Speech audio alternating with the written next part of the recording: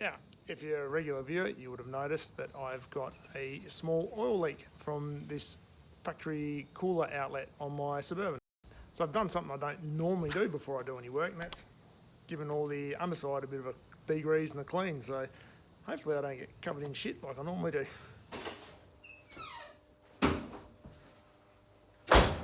This goddamn bonnet is giving me the shits.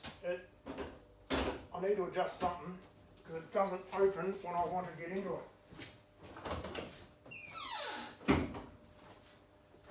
I could be here for freaking hours, buddy. Sometimes there we go. That's quicker than most times. I'm going to have to try and adjust something here, I think, but yeah. Anyway. I don't know how you guys go for your car ramps slipping out. I don't have a problem with these on a front wheel drive car or an all wheel drive car, but with the Suburban being rear wheel drive, these just want to slip. So I've just got a couple of old tie down straps and run them all the way back and run over them. Stops them from slipping out. Alright, so with a rough clean up, you can just see that little black spot on that bay line there. So these are a factory fitted engine oil cooler. So there's a plate or adapter, whatever you want to call it, just above the oil filter. Runs out to an oil cooler at the front of the engine, front of the radiator. So I could have pulled these out, just replace them with just some off-the-shelf lines, I guess. But being a factory option, I could just order these lines straight from the States. To be honest, if I'd have made them up, probably would have been a similar cost, maybe a bit more. But you know, factory option, just bolt them straight in, don't have to stuff about. It's kind of a bit easier. Do I really need the engine oil cooler? No, probably not. I mean, it's not doing any heavy towing, but it is Australia after all, so summers get pretty hot. So, you know, looks after the oil a bit better. So why not have it? Now, the Suburban is due for an engine oil change anyway, so I figured while I'm doing these lines, was just a good time just to drop that oil as well and get that sorted. So, out with the drain plug. It's been about a year, and I guess with that leak there, I've been going through oil like no tomorrow, so probably kind of fresh oil-ish anyway. But anyway, we'll drain it out and start fresh. So with that filter out of the way, it gives us a little bit easier access to those two fittings. Really all we've got is then another retaining bracket just there, hose retainer bracket there, and a fitting on each of the cooler lines. So obviously we're going to spill a bit of engine oil out here. Probably going to be a messy job. It is what it is. There's the brand new ones there, and you can even still get genuine General Motors parts as well, so that's kind of cool. So shout out to rockauto, not a sponsor, but yeah, if you need American car parts out of the US, I'd just for standard parts, not performance parts, yeah, highly recommended. Quick shipping, they turn up here within a week from the US, so that's pretty awesome. Now I find for fittings like this as well, like if you just get on there, I'll try and keep my arm out of the shot. If you just get on there and try and crank them like that, you're just going to put a bit of stress on all your line, and you're probably going to end up by breaking off the cooler.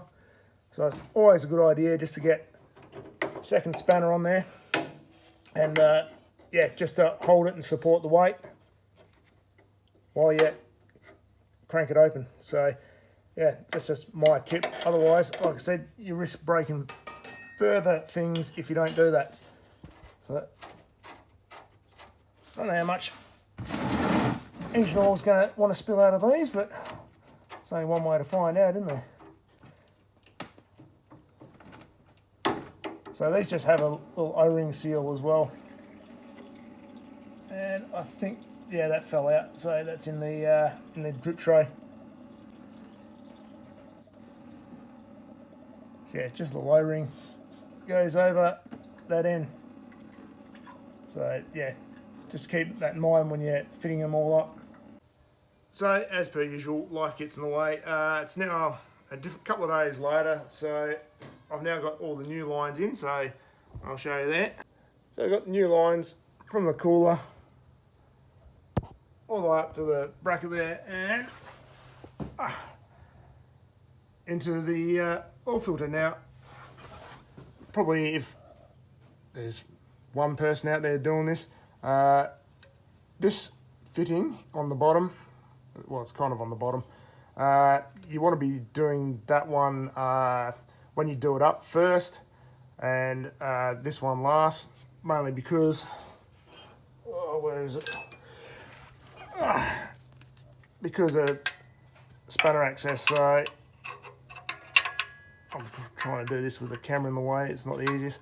So that one there can get pretty easy access either side, whereas this one here is kind of limited. So yeah, undo it last, well, undo that one first, do it up last, vice versa, you know. So yeah, I'm going to get the filter back on, we're going to fill it up with oil and check for any leaks. And I know I said I cleaned under here earlier, but I still managed to get filthy, so yeah, that's just me. Anyway, let's get all this sorted. So pretty much with any filter that I've got that goes this way, I always pre-fill them with oil as well first. So just a little help, just a little tip, it helps the pressure build up a little bit quicker. So, and as usual, doesn't really need to be more than hand tight. So yeah, that's job done there. We'll fill it with oil and yeah, nearly done. So I've just run up the engine, no leaks, so that's all good. So great success. He is burning my assholes. Yeah, it's kind of not much else to talk about for this video. So internet always needs more square body content. I'm convinced of that.